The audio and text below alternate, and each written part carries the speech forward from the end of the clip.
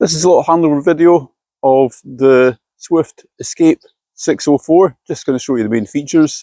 As usual, what we do is a little walk around the outside first of all. We usually start here at just where the fuel goes, so just behind the passenger door. So ignition key goes in there, unlocks and goes in, just does it. Chats over. Open passenger door.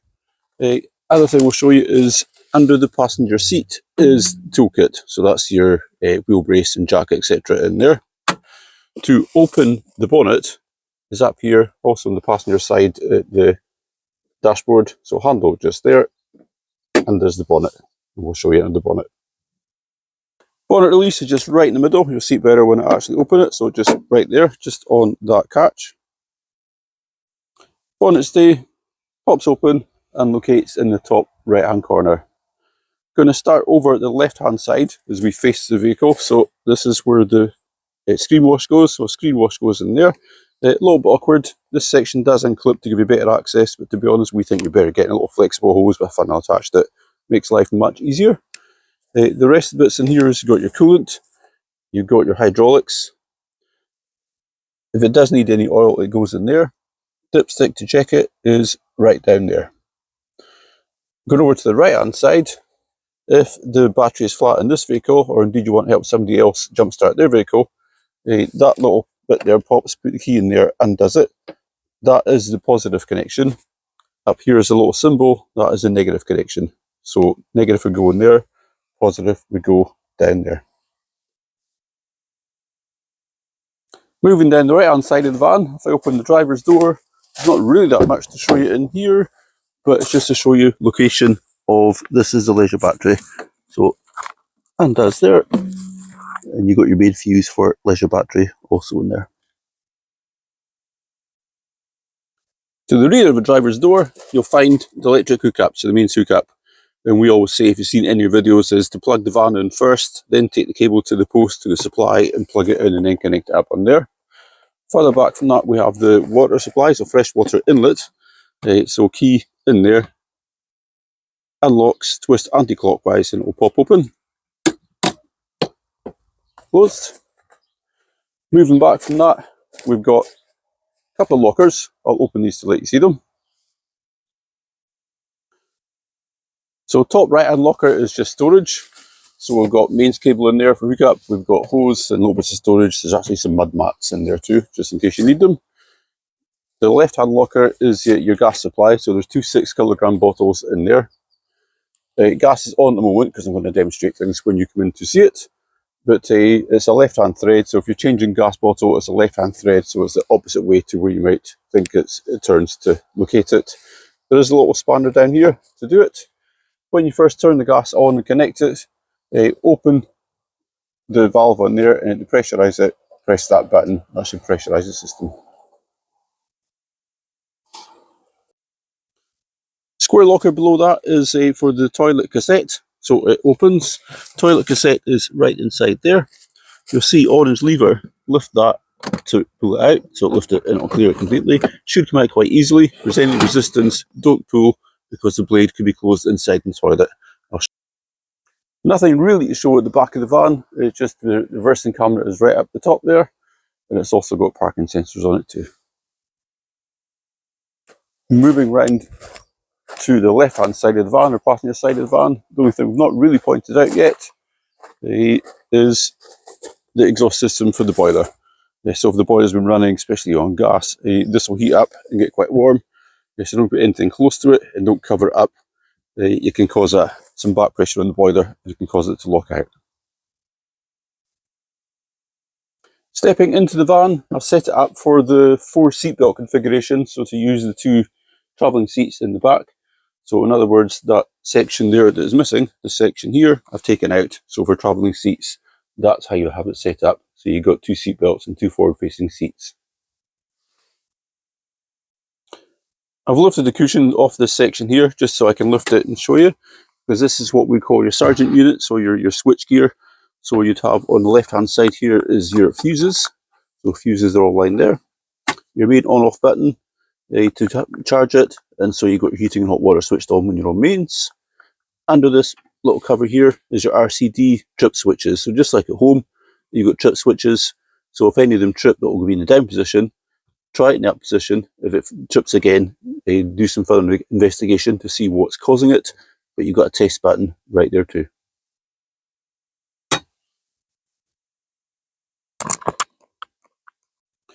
Under the two rear travelling seats, you'll find a couple of bits on hinges. That will go over. That makes up the bit to cover it up, so when you're using it as a lounge area or a seating area. But my reason for showing you this is also for location of water tank. It's only for access, just for maintenance. So it's got a hatch in the top, just so you can easy access for cleaning, maintenance, to check anything on it. Above the habitation door is your main control panels. So your Swift panel is there. So we'll switch that on first by pressing the button on the left hand side. That is on. So we have the pump first of all on the left hand side. That's to switch your water on for your, so the pump on for your water. Next one is on and light. Switch on and light on the outside. Next one is lighting. So it shows your lighting inside. So you can adjust the brightness of it, bright or dimmer on just on there. But adjust it. Next one across is your power. So where the power is coming from, so at the moment I've selected leisure battery because I'm charging leisure battery and vehicle battery. I'm charging leisure battery at the moment. It'll show you battery level on both. Let's just go back to home. Next one across is your water. So it'll show how much fresh water is in it, show you how much wastewater is in it. To empty fresh or waste, all you do is, if we hit waste just now, so we'll empty waste, touch on there. It will confirm you want to empty waste. Just confirm. You'll hear a little valve opening. That will empty the waste out. To close it, just simply touch that button there. It will confirm you want to stop emptying. Press confirm, and it will close again. That will take you back to that system there. Heating will give you an indication of what you're running on the Truma panel, which I'll go through in a second. You've also got settings, so you can adjust general settings on it, and your fridge. And the fridge runs, it just gives you an indication what the fridge is running on from there.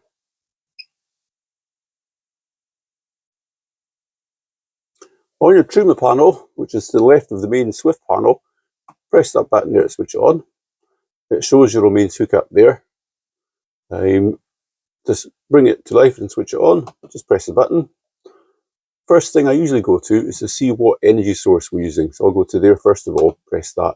So we're on electric just now. I've got gas switched on and I've tested it, but we're on electric hookup, so I'll show you that first. Back is just that one there. So let's turn on the heating, just to make sure that's all working, and what it is obviously, but it's showing you on video. So off is where it is just now. Set the temperature, let's try 20. It's a warm day today, so it might not even kick in. It will start flashing. The little flame symbol at the top shows its heating is on and is active. Here a few clicks in the boiler and it will come on.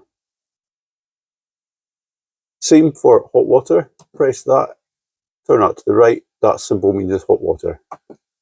It's off just now. Your choice of eco, hot or boost. Let's put it on eco. Press that. Again, now above that black line to show that we've selected it and it's flashing. That is your energy sources. So you'll have electric 1 and 2, you'll have gas, and you'll have mix 1 and 2. Back on there is your fan. So it just circulates air around the fan, so you can adjust the speed on it. Next one along is just, you can change, it's got a timer on it, so you can set time on it. Next one is clock, so you can adjust the clock on it. Next one is, if you go into there, we might ask you to go in at some point, is you can go change the temperature, centigrade, Fahrenheit, etc., brightness of the panel, 12-hour, 24-hour, language, etc. But there's also a reset. So if everything fails, it's got an error code on here, you might go down to spanner, go to reset, press that button, and wait about 10 minutes, and it should reset the system.